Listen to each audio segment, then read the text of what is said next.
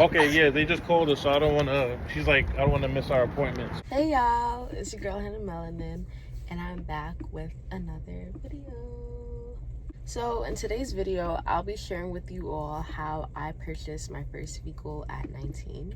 I've had my car for a while now, and I thought of making this video earlier, but I just wanted to bask in this achievement, this accomplishment, before publicizing it. Now I'm at the point where I feel comfortable making this video, especially to help those of you who are in my age group looking to purchase a car.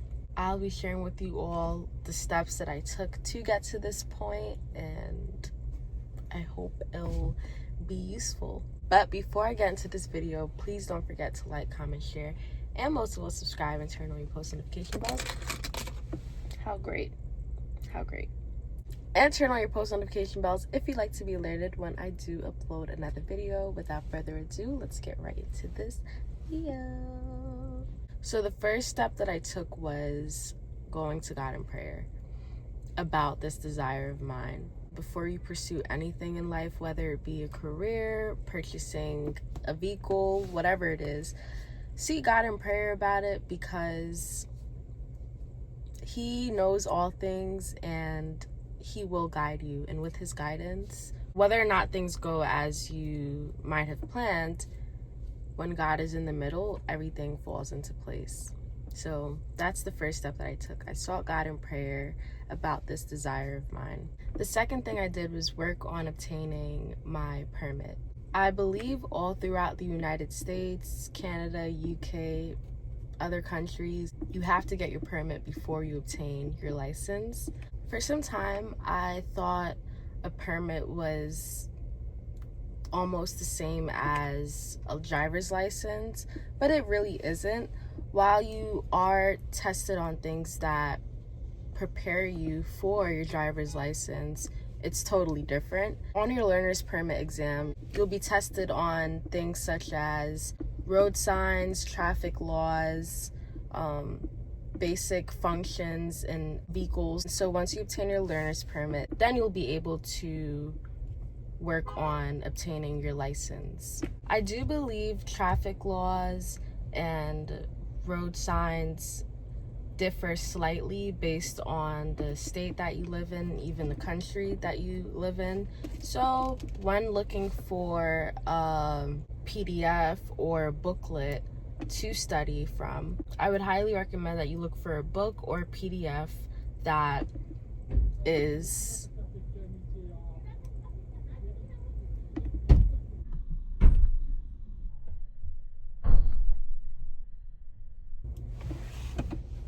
hold up.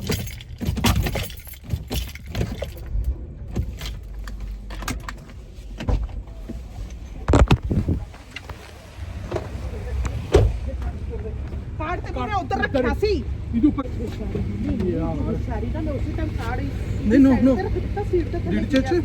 Did she touch? Car, yeah, it did. I felt it. No. It was my hand. Like this. Hold on. Like this. Yeah? Okay.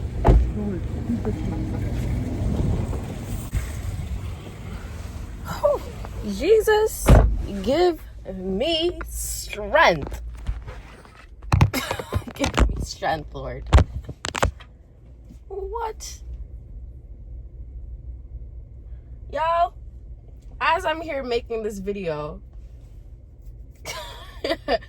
I'm in a parking lot, and this guy was coming out of his car, and his car door hit my car. But by God's grace, it did not dent my vehicle or do anything significant, so we're good. Back to the video.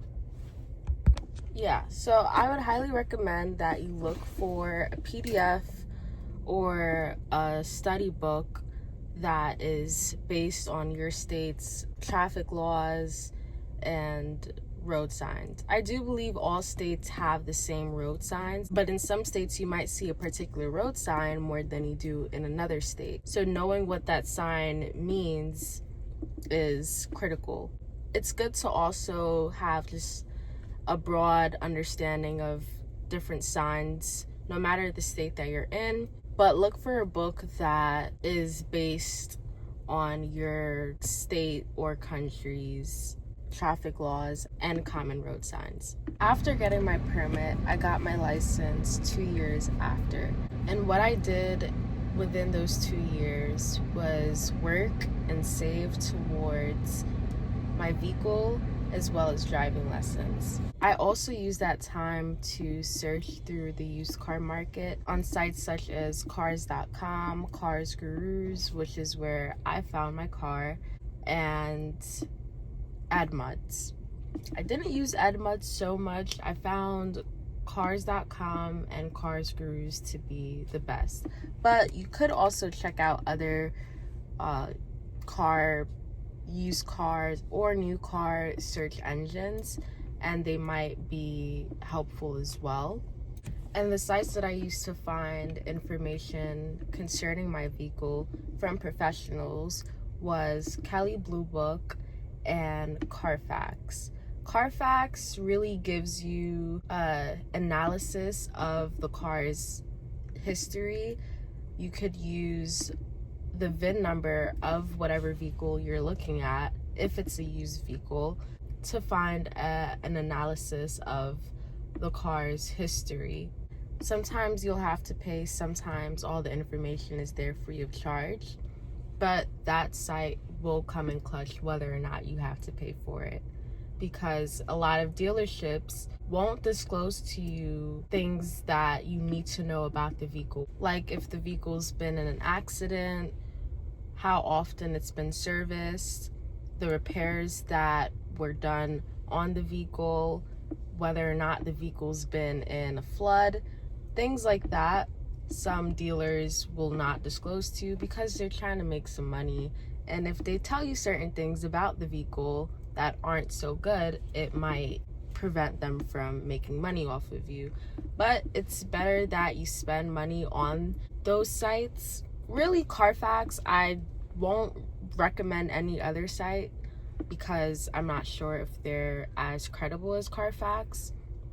But yes, if you have to spend money on Carfax, it's so worth it, rather than having to spend money on certain issues that might come up that you had no clue about due to not knowing, oh shoot, this vehicle got into a bad accident or was flooded out, things like that. Now, when you find your car, get your car pre-inspected, whether it be by someone you know personally who is well versed in that, or a professional. Get your car pre-inspected, because as I mentioned, some of these dealers are trifling and will not tell you what issues the car might have, if it has any. A pre-inspection will help you find out whether or not the car has any major or minor issues, or if it has no issues.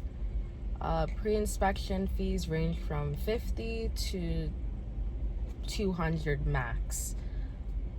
Probably even under that, like $100, $150. So ask around, and also ask the dealership if they allow pre-inspections. Because with the pre-inspection, you would have to drive the vehicle off the lot.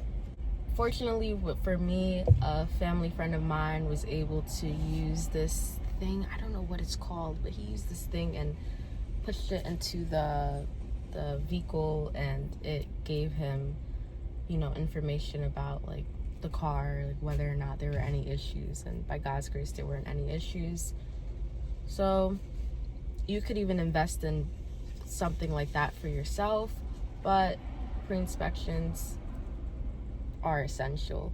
I also meant to add that some of you might already know how to drive. You might have gotten lessons from your parent or a family member.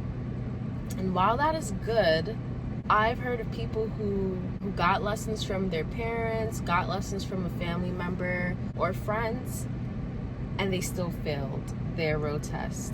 So going to a professional who will help you hone skills that you've already learned from a family member, friend, or whoever, is wise, because this is their profession, this is their job. So they'll be able to look for things that your examiner will look for and could fail you for if you don't meet those, expectations or whatever it is they're looking for. If you already have experience, you might not have to get as many lessons. You could go for 2 lessons. I know my driving school, they offered lessons for people who already know how to drive. I even saw in the review section that some people said, hey, I already know how to drive, but I just went back to this driving school, go and sharpen certain skills of mine or develop certain skills. Or you could pass your road test, but once you get out on the road and you're driving all by yourself without your parents' supervision or without a friend or family member's supervision, you'll notice, oh shoot, I'm not equipped, I'm not ready for this yet. Driving school will prepare you for a lot of things that you'll come across as a new driver, driving alone especially. I would recommend that you still get driving lessons from a professional to make sure that everything is crisp and to the T. And on the used car engines, I searched for vehicles that were within my preference. So I looked for vehicles that year was 2012 and up. Anything under that, I did not look at. Not because those vehicles aren't so good, but you're more likely to get a better vehicle the newer it is. But you also don't want a vehicle that's too new unless you could afford it. But as a new driver, I would highly recommend you get a used car, because your insurance rate will already be high just because you're a new driver. And so if you have a new vehicle as a new driver, that's like a double whammy, and it could potentially increase your insurance rates. I also looked for certain brands, so I stayed away from Jeeps, Nissan. I could make a separate video, I might make, or just list in the description box other videos from professionals. So now, when it concerns saving, by the grace of God, I was able to save up enough to pay for my car in cash. I do not have monthly payments. My car is paid off for. All I really pay for is insurance, gas, and semi-annual servicing. So if you're a new driver and in my age group, it would also be great if you're able to pay off your vehicle in cash. If not, it's still feasible. You could still own a vehicle, but you'll have more expenses. So when it concerns saving, I saved till I couldn't save anymore. Of course, I'm exaggerating, but I saved. So let's say I made $100 a week, hypothetically speaking. I saved $75 from that 100, sometimes even more. And this takes so much discipline. I should also add that if you don't have that many bills, this plan will be a bit more feasible. If you have other expenses outside of working towards getting your first vehicle, it might not be as easy to save that much, because if you have like rent or your phone bill or loans to pay off, student loans, etc., you might not be able to save as much, but it is still possible to save. Since I don't have that many financial responsibilities, I was able to save that much. I saved, hypothetically again, if I made $100, I saved $75. If I could save even $80, I did that, and I used the rest towards leisure activities and whatever other things I would need throughout the month. It takes a lot of discipline to do this. Things that I cut out was eating out often. It's not that I didn't eat out at all, but if I could make food at home, that was my first option. If I was going out with friends and, probably around that time of the month craving something, then I would treat myself.